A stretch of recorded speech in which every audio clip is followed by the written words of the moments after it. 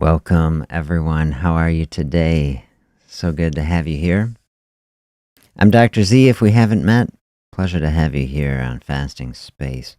Today we are diving in on this question. Do you ever struggle with trying to practice fasting, refrain from eating for a period of time, even if it's just a snack, when people around you are eating? Fasting when everyone around you is eating can be very difficult. Not something you ever have to do. Of course, fasting, not something you have to do. But if it's something that you're called to do, you want to do it, doesn't mean that it automatically makes it easy. And one of the most difficult things is that we can experience a lot of food peer pressure. And when we are living as we are in a consumption culture where having energy coming into the body, this is just the baseline. It's the assumption. Even sometimes people be offended if you're not doing it. Okay. And this can come up in many different types of situations. I'd be happy to hear your perspective. When I say that, are there specific situations that come up that are a struggle or a difficulty for you? Something maybe that you're working on overcoming, or something that you have made it through in the past? Here's some of the top things that I've experienced. I can kind of break these down for me, like inside of the house or outside of the house. Outside of the house, maybe it is some type of social engagement. We're going to a work event, a party, even just heading out with friends, right? Food is how we connect with people. It can also be like some type of coping mechanism, right? I know for me, if I'm in a place, like I go to a conference, I go to a place I don't know a lot of people, it's like there's a buffet of stuff. It's like it's easier to go grab something, look like, oh, I'm eating something, than it is to actually engage and talk to people. It's like helps with the anxiety a little bit. And so certainly I'm thinking of an experience even last summer where it was like I ate like 5 plates of food that I didn't even really want. But I was just kind of, it was kind of anxiety driven. Okay, so things like that we can talk about, absolutely. And then we bring it into, our own house. Cooking food for families, like we want to be fasting in a space, but then family wants to eat, or kids got to eat. And so we're making food. And, we can spend a lot of time, and we do, talking about, okay, creating our food environment, our perfect fasting environment. And then that can all, be blown up when it's like, we got to be like chopping the stuff up and cooking it and serving it and seeing it. And it's like, and you want to try it and taste it. And so this can be a definite struggle. Something we want to lean into for sure. Pat is here. Good morning. Hello. Welcome to you. Happy Monday. Oh, man. Happy Monday. Here we are. Here we are, starting out the week. Okay, I think, let me know what you think in the chat, in the comments. What's a bigger struggle? Fasting outside of the house when other people are eating, at an event or a thing, or fasting in the house if other people... Maybe it, as I'm thinking about it for my own personal self, it can depend. That's what I can say. I've done a lot of fasting. I've tried out so many things. My family is kind about it, especially my kids. They'll give me a little jovial ribbing about it. But I'm fortunate nobody's like really opposed to me doing it at home. Nobody give me a hard time. I work with so many clients where that's not the case. Where one partner, for example, is really interested in fasting, but the other, finds it offensive even. And that is something that takes a lot of trouble. And I know people have, brought that up quite a lot. how do we deal with the social dynamics, within a house, okay, with other people that we are trying to negotiate with? And when we think about relationships within the house, maybe it's just the relationship with the kitchen. We said that the other day when we were talking about the environment. Fasting with a kitchen within a mile. Yeah, mm, I'll give you all of my best thoughts, and then I will supplement those with some thoughts from Atomic Habits, because read on to chapter 8 over the last couple days, over the weekend. And in that book, they're giving us a lot of thoughts about this type of thing. Social dynamics, social pressure, the power to conform in so many different ways, a very powerful force, and worthy of a lot of our time and thinking. I started thinking about this topic last week because, as I said, I went and gave a talk on health and flourishing. I loved that word at a nursing conference. And as I think I said last week, I like to be fasting when I'm giving a talk. If I'm getting up in front of tons of people, I've got enough, to overcome being nervous about doing that anyway. And then it's like I just feel better. I think more clearly. I don't have to worry, oh, did something settle, wrong? It's just everything is dialed in as I can make it. And then the spirit of it, if I'm talking about fasting, it just feels right to be practicing it. Out of any time I could be practicing it, if I'm like talking to people about it, it just feels like the energy really feels in line. So I said, I'm giving my talk at 1:30 in the afternoon. I say, it's just going to be a fasting day. I like to do that, from time to time, take a whole day and clear it out, get that autophagy effect running. So I dial in on that. Fasting in the morning, no problem. That's most of my routine that I try to be in. Get to this lunch, then it's a catered lunch. And so all this lunch, and you're in a room, there's 150 people or whatever it was, everybody eating. And I got to thinking about all the times that this can be a struggle. I thought we should dial in. My experience, I really didn't have trouble with it this time. Like I said, other times I really do. But this time I really was feeling good about it. And so I was thinking about strategies. Here are some strategies to bring in, especially to this other side, out of the house, out doing something, and then we bring it in, to more of the family dynamics if people want.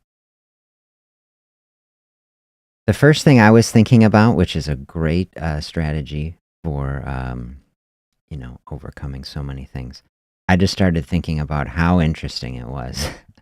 And I was trying to practice some gratitude and just appreciation. I was like, I am sitting here in this space, hundreds of people, everybody eating, everybody doing this, and look at this, And I was telling myself, affirmations like, you are a strong person, and look how okay you are, and you are doing this. And I was actually feeling really good about it. And I think, I've been trying to be more intentional. This discussion that we are having in this program helping me say, like, do we show kindness to ourselves? And do we show love and appreciation? This is something I struggle with as much as anybody. And so I was just giving myself my own pep talk with it. I was like, you got this, and you're going to feel better for this. And this is really actually a wonderful thing to be doing. It's a gift for yourself, and it was. And so using a strategy like that, like just really being dialed in on what you want and what you are trying to do and what the experience has been. I should have loaded it up here. I've got a picture of just one guy standing against the crowd, everybody walking in a direction, and, just saying that the crowd has a thing, is saying, I don't know, there's different variations. I think the one I have, it says something like,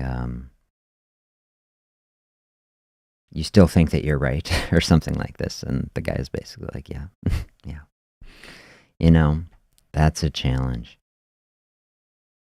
Oh, yes. A challenge when I am the primary food preparer for most family events. It really is the challenge. And let's spend some good time thinking about it. I think this is a situation that so many people are in is, yeah, you want to make the best food and it's right there. And then also, right, this is how we connect with people. Sharing a meal with people is such a beautiful thing. And it's not something that I want to create any perspective on that it's a bad thing to do. I mean, it's a good thing to do. Cook good food and enjoy it with people we care about is just one of the best things in life. And so there's got to be balance to it. Absolutely, there has to be balance to it.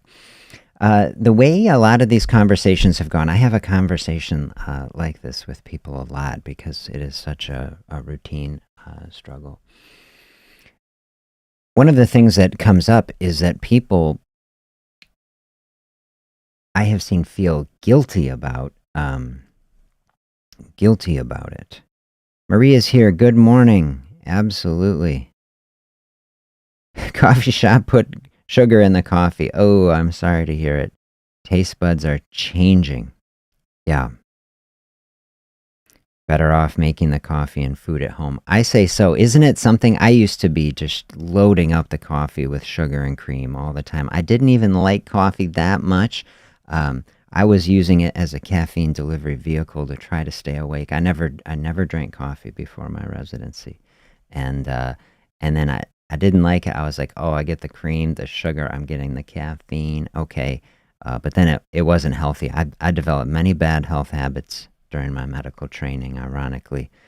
And then part of unwinding that, get the cream and the sugar out. Now you come back and it's like, can't. Oh, now I just really appreciate coffee, I will tell you. Okay, so we're saying we're in a space we can feel guilty, or, I've run into people like that, or we feel, is this setting a bad example to kids? This is something people struggle with. Where say, don't kids need to be eating? And then if I am not eating, and this is an area to really think about, because sometimes, there's like a surface layer and there's a deeper layer about how we feel, and sometimes there's an emotion underpinning it. Like I was seeing some things with that where I was angry, and then I was realizing, well, underneath it there are other emotions like sadness and fear and different things. So dig into it. How do you feel about your relationship with food, relationships with other people, their relationships with food? All this is in there. And if for anyone who is experiencing it, maybe you're not experiencing this, and this is fine, but people can come at it from a lot of different ways. I think it's actually a really healthy thing in the midst of a consumption culture, in the midst of a population where over time the large majority of people are developing profound struggles with metabolism and health and weight and blood sugar, diabetes, all these things. To actually have role models in a house who are able to say no, at least some of the time, I think is actually profoundly positive. And to teach people that there can be limits to things, and that we are not stuck in cycles of consumption, and that people don't have to be ruled by hunger, and that as we think about how we create patterns of health going forward, I care very much. Like, just you think of the struggles and situations that even so many kids are having now with early onset diabetes and weight problems in very, very young children. And, I'm not a pediatrician. I don't have perspectives on medicine for kids. I just have perspectives of interacting with families, mainly who fast for religious reasons, specifically some Hindu and Buddhist families that I know who start their kids on religious fasting around age 12. And I've interacted with kids who've been fasting since they were 12, who are lean and strong and active and healthy. And this is very fascinating to me. And so I think there's a huge space for these concepts to help kids too. And from my perspective, since I'm not like a kid person, I'm not giving any medical advice to adults either, right? We're just exploring thoughts, see all the disclaimers. But I think is something broader that we can have as a discussion. And this is where I think to bring it in to model balance, because it's important to share healthy food with people. And it's important also to see role models in people who are maybe at a place that they're not completely happy about in their health journey, to make powerful decisions to move in a different direction, right? And to see that, because as much as we don't want to say, oh, maybe people within our sphere of influence are going to head into a difficult place, is very hard. I've been in that place. I gained a lot of weight, like I said, and then hard to get out of it. It really takes some work and effort over a long period of time to get into a better place. And then so to help model that, I just think is incredible for people. One of the stories in the book, Atomic Habits, that I was reading in here was saying that the probability that someone gains weight, if their friend gains weight, is actually really high. Like it's like a 65% chance or something, but then it goes the other way. If people have a close contact who lose weight, all of a sudden, their circle of influence, friends and family members, like the probability, the potential that people around them lose weight goes up. And so it's showing this is part of our environment, but we're bringing it big time into our relationships and the social environment, that what is happening in the lives of those around is just, it all kind of flows together, right? And so here we're getting right into the middle of one of the most important key things, cooking, key meals for people in the house, and how much food and how many times, and these are deeply personal things. So as I'm reflecting on all these things, the thing that I have always tried to share with people is balance, and balance on many frames. We have many different types of things to balance, from food and fasting to relationships and interpersonal dynamics and expectations, habits, patterns, the history of all these things, kind of all in the mix of how we move forward. It can just, some people have just appreciated, I just mentioned kind of in passing that I've had these, when I'm talking about eating and weight issues with hundreds and hundreds of people for many years. And people sometimes are fascinated just to hear and just to realize, oh, there's like families and cultures and places that are like just doing things totally differently. And in many cases, not experiencing a lot of these health problems. It just has solidified for me that so many of these problems are cultural. We have a culture that is not supporting us. The line, I think the first line I underlined for this section said, James Clear says, whatever habits are normal in your culture are among the most attractive behaviors you'll find. This is in the section where he's talking about, okay, we've like identified things that we want to change. We're trying to make the things we want to do as attractive as possible. He goes through a whole series in here saying, like, think of all the marketing and packaging and ways food are produced to make them like hyper attractive, like that the processing of food just, into these products makes it seem more attractive than natural sort of foods, because it's shiny and crunchy or, whatever, But then he's diving into this place under a section, the seductive pull of social norms. See if some of this gives some perspective to these situations that we have, friends, family, social environments. He says, humans are herd animals. We want to fit in, to bond with other people, earn respect and approval of peers. Such inclinations are essential to our survival. And then they talk about how, like, if in the past we were tribal, we lived in a tribe, and if you get kicked out of the tribe, like, you probably just die, So, like, somehow hardwired in here is, like, it can feel very threatening. if we are not conforming into the ways of the tribe, like some sort of alarm center's going deep off in there, like you might want to rethink that,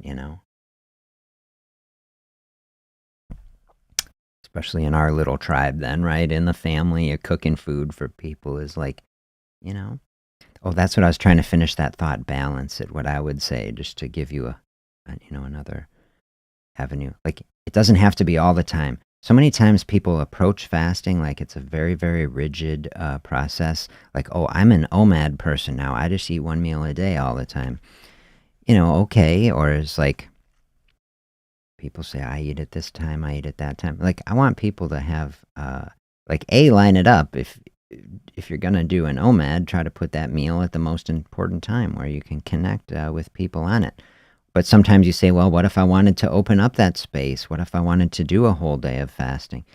Like, what if I'm doing alternate daily fasting or something? Like, having some balance with it and just sharing with people, hey, I'm trying to do something really powerful for my health. Would you support me in it? And then be open to, it's like my kids tell plenty of jokes about dad doing fasting. It's like, but, really it was a loving thing. And we had fun with it and like use it. And so, a lot of times we can be very, of course, sensitive to, what do other people think of what we are doing? Okay. So being very thoughtful to ourselves, being really sure of what we are doing, not taking ourselves too seriously, being okay. If someone's making a little joke, okay. If people maybe reflecting about their process, we can project a lot of things of other people onto ourselves. Things that we might feel as judgment or insecurity coming from other people might just be getting into some deep space in our own place. And then bringing a balance to it. Say, hey, sometimes I'm going to be doing this, but then when we're having the meal, what if we're going every other? Then can we really dive in and deeply appreciate it and deeply connect to it? And that would be another way to bring balance to it. It says here, we don't choose our earliest habits, we imitate them. We follow the script handed down by family and friends, church, school, community, society.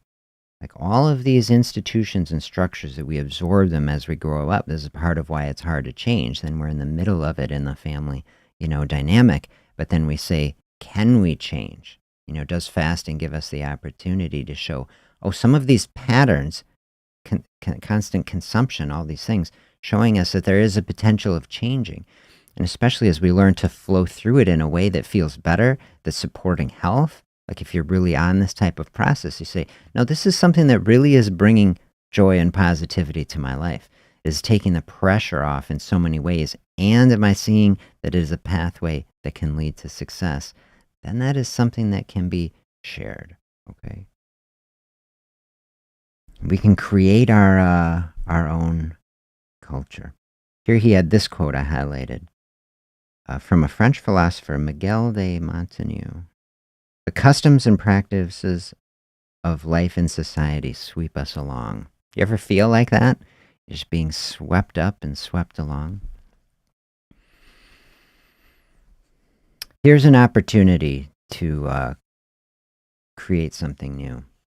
A different way of being. That's what we are trying to say in this space. A little different way of being in the home, out of the home, wherever we are encountering this issue.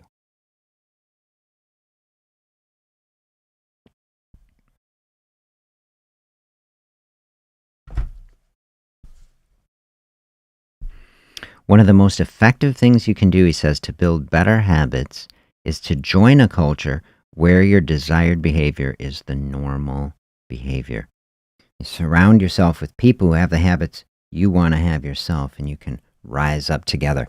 This is a lot of what I think about, a program like this, things that we're trying to do. Create a space where people can come together and say, you know what, this is something I value.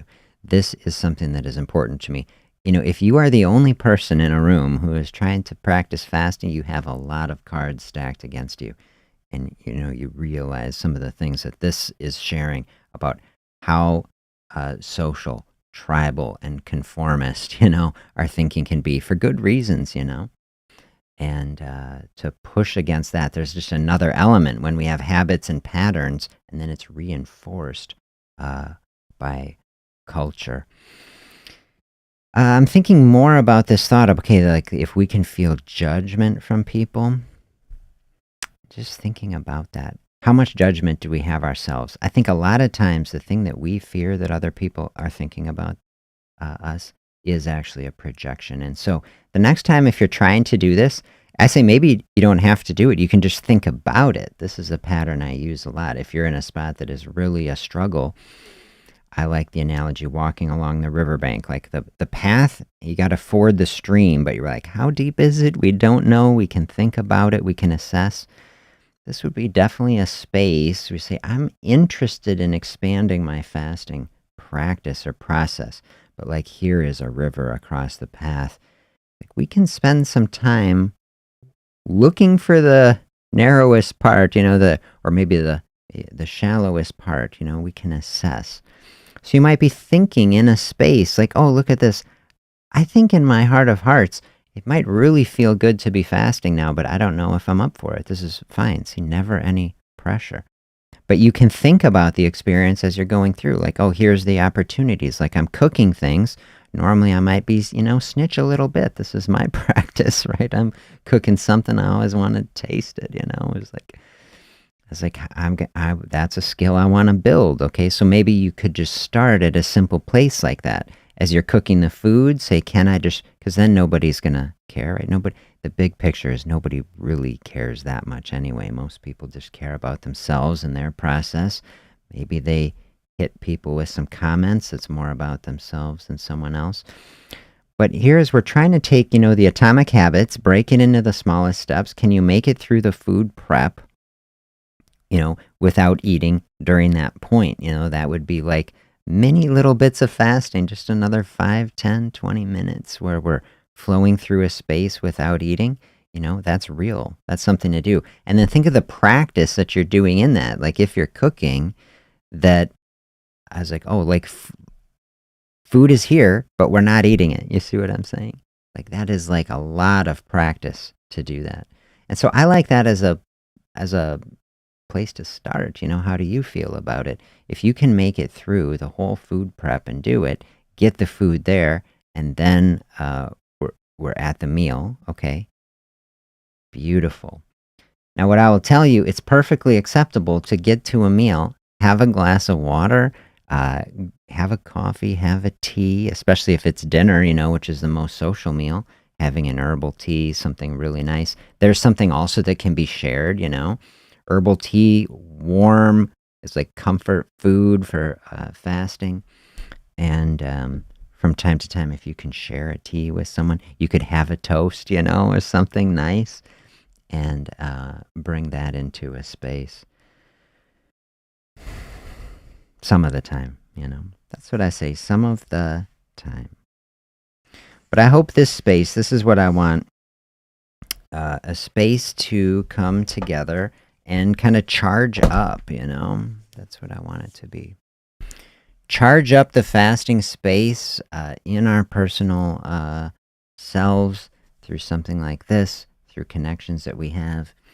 In the future, I'd love to take the show on the road, do some, maybe even do like the actual show live, but or at least create events where people who are like-minded, who are working on these things, actually get to meet each other in person. I think would be really fun, because that is the sort of thing, that can build support. He gives analogies in the book of stories of like people who are like video gamers who are trying to get healthy. The one guy started a gym for gamers, whereas like people, engaging in a hobby, is very sedentary, and then it's hard to, break out of that. Not the typical, say, person is going to the gym, but when the gym is full of gamers and the people you're talking to, then you say, well, you got stuff to talk about. It creates this shared identity, makes it easier to be in a routine with it. much easier, if I come in sometimes, I'm doing weight consults with people, and people get a 2-for-1 because their partner comes, and then I'm doing the consult for one person, but then the other person is there just participating in it, and then of course everybody's eating together, and I love that. Actually, I do love it because if it's a double consult and people on the same page and a partner is supportive, then it makes it so much easier. Probably the hardest thing, like I'm describing this process, it's maybe the most common thing, trying to cook the food for people in the house and then go and not eat while everybody else is eating. You say if everybody can generally support that, if you can have thoughtful conversations and practice it, even just ask for help with it, say, hey, this is a process I'd like to try. Can you help me with it? And caring, supportive family, be like, it's like maybe they have fun with it. But, I definitely have talked with a lot of people who are like, yeah, my family actually helped me to do it, and then that'd be good. That's a lot easier than someone who is opposed to it, of course. And I've had people have really, difficult encounters with family members who are not supportive, or people saying, hey, you shouldn't do it. And then, of course, talk with your medical team. I put every video's got a disclaimer and a video of reasons to avoid fasting, and I tell everybody, especially if you take any medications, talk with your medical team. If someone's telling you shouldn't be doing this, always something to listen to and be thoughtful. But of course, in our culture, we got subcultures in there on the internet. Obviously, you can find millions of videos about fasting process, but it's not a big part of the culture. Other places it is. So over 1 billion people practicing fasting for one reason or another on the planet, mainly for religious or spiritual traditions, but people coming in now and seeing, just as a health practice, physiologically so much benefit. Turn on some DNA repair enzymes, turn on toxin clearing processes, help to refresh and rejuvenate the system. Very positive. And so as I'm thinking about these things, I'm just feeling very happy that for the fasting that I've done, that I've set a model. My kids know that this is something that can be done. They are hyperactive and growing and don't do much fasting, okay, unless it just happens. They just sleep in, or somebody sleeps in till noon, then they might get 2 meals, okay. But I'm feeling very happy that they have this perspective, and it's just setting a model of something that I really believe in, that I have seen bring health and healing to so many people. So, do you have other situations, other scenarios, other struggles when you are trying to fast and everyone around you is eating? Let me know in the comments. Let's have an ongoing discussion. You put scenarios around this topic in there, they will come to me, and I will love to have an ongoing discussion and thinking about it. We do more episodes about it, or come to Alive in the future, and we can have ongoing discussions about it.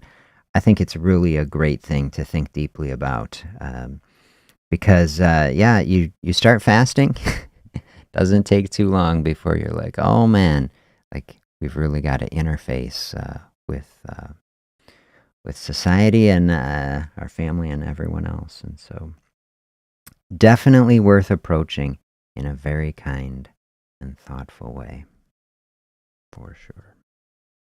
Maybe this is the big hurdle, maybe it is the big thing to overcome. How do I flow through these social situations? We did the session in the fall, clues to the puzzle. Maybe this really is the puzzle. How do we bring a lot of love and thoughtfulness and kindness, patience, compassion into this space, both for ourselves and for other people? These are my thoughts. I'm trying to untie that knot, get in and walk for it. Lots of patience. I put out a little short I made, patience program, that a fasting process to me is like a patience training program, really. It's like we are practicing patience until we're going to be eating, right? And then here, when we're in a situation, other people, especially if we're in a scenario where other people are like, not quite on board, let's bring a lot of patience to there.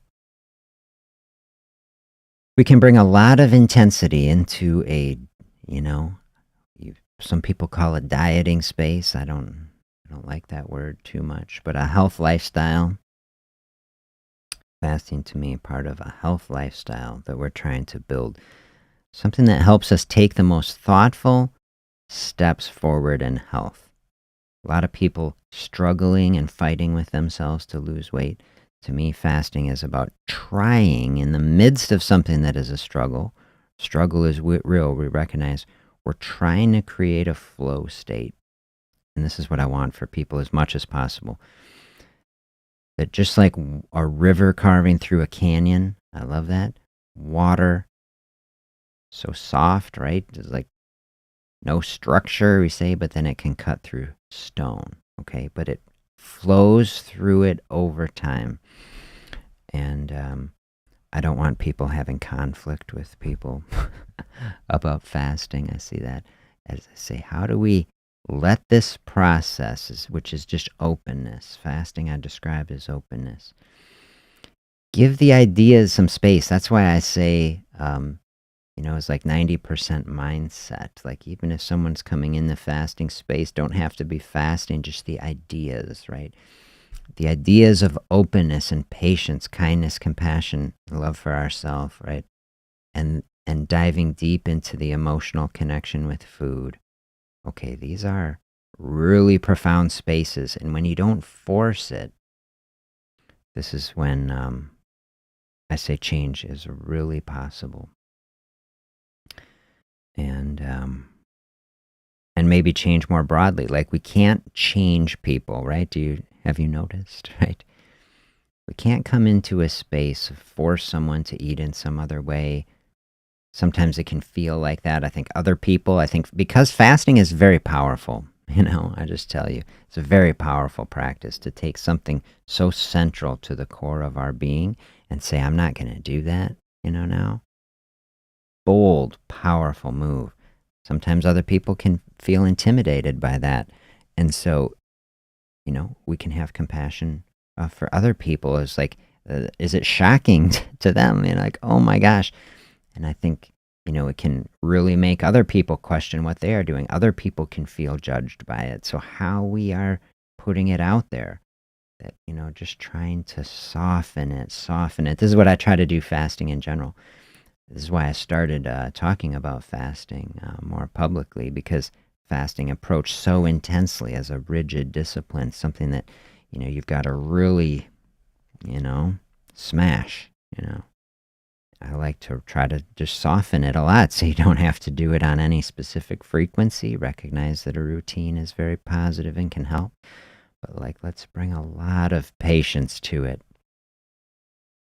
We can do that with ourselves, and then seeing as we're getting in this place, okay, really help to ease it in, especially in that family situation, In the social space, I think a lot of it is more about us. A lot of people don't care, We might think they care, but really, like, we're covering over our own sort of stuff. It's perfectly acceptable in almost every other social situation, just to say, "Oh, I ate before," or you don't have to tell people you're fasting. You don't have to bring it. I ate before this. I don't need to do it, or I'm not hungry, or I just don't quite feel like it now. There's just, you can come up with a lot of little small talk to move on from it.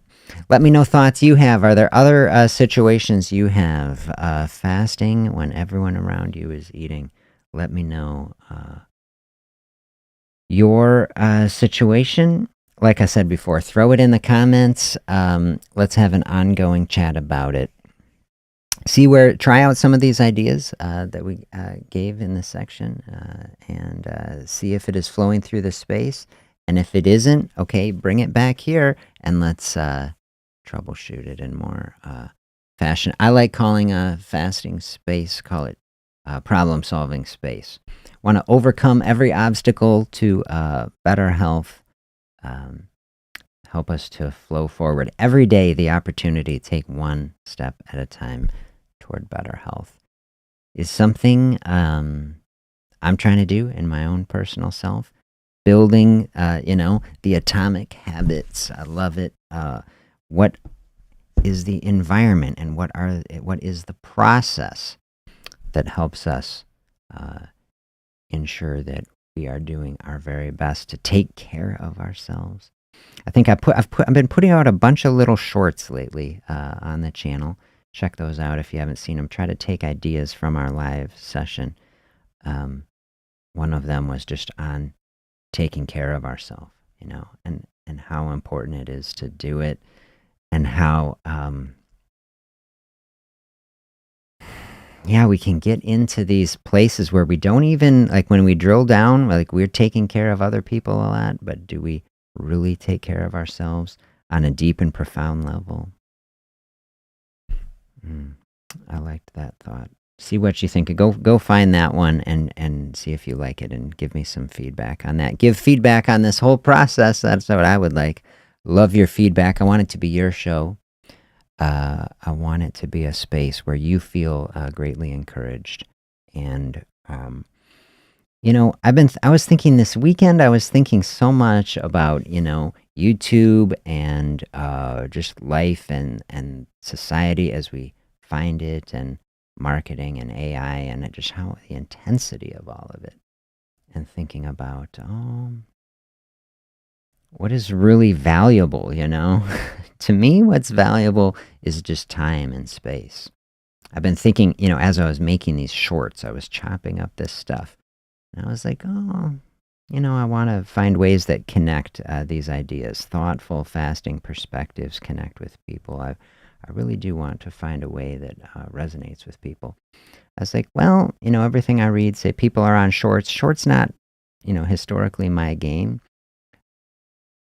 If you look at these things, I like chop out every time I breathe. I'm like, oh my gosh, this is intense. It's like chop out every little breath. So it's just 30 seconds of like stream of consciousness. I was like, I don't know what I think about it.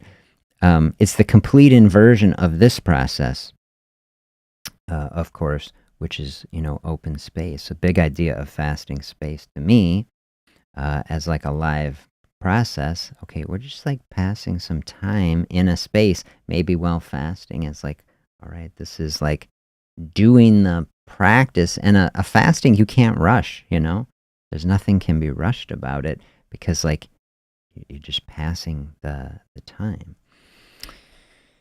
To me, if I'm fasting, a lot of times I'd grab a coffee, grab a tea, grab some water. The ideal scenario is go to a coffee shop, have coffee with a friend. And, to me, that's the time, just an engaging conversation, someone I want to talk with. Like, an hour and a half can disappear, just like, it's like, definitely get in a flow state like that. So I want this to be a conversation like that, is what I really think. But, a short, then I also see, I respect people's time. I respect, my time. I'll watch a video of something I want to learn at double speed, and you say, oh, just get some information. So taking little fasting nuggets, putting them on a short, chop out all the extra stuff, I think there's value there. So I don't know, but I appreciate people's opinions between these things. So very nice to share this space with you today. I hope you have a beautiful day, and I will look forward to connecting with you again soon.